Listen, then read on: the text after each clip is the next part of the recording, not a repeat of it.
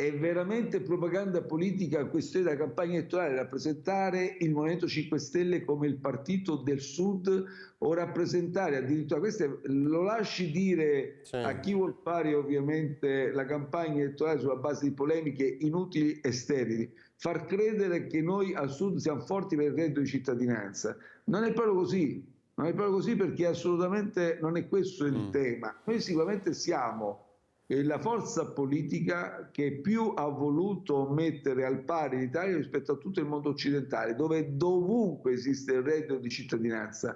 Un sistema di protezione sociale è necessario, serve a tutti, ma sa quanti percettori di reddito ci sono al nord? Perché la miseria, voglio dire, non conosce distinzioni geografiche. Prendo atto ovviamente delle dichiarazioni di Draghi, che poi sono state sempre univoche in questo senso.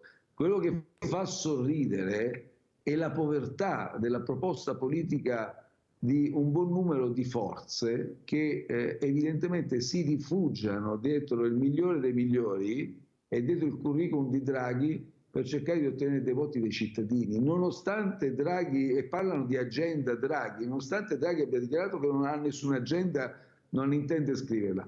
Parlano di metodo Draghi, è un metodo che ovviamente non è applicabile se non in una fase di larghe intese, di emergenza, e secondo me è anche sbagliato, perché viviamo in democrazia parlamentare e il confronto dialettico con le forze per trovare e perseguire il bene del paese e l'interesse dei cittadini è fondamentale. E in più parlano di un Draghi che deve tornare in gioco, quando invece lui stesso appunto ha dichiarato che non è disponibile. Guardi, persino il Financial Times oggi dice chiaramente: amici italiani, rendetevi conto, non potete rifugiarvi dietro un super tecnico, perché non può una democrazia funzionare avendo sempre e per sempre un super tecnico.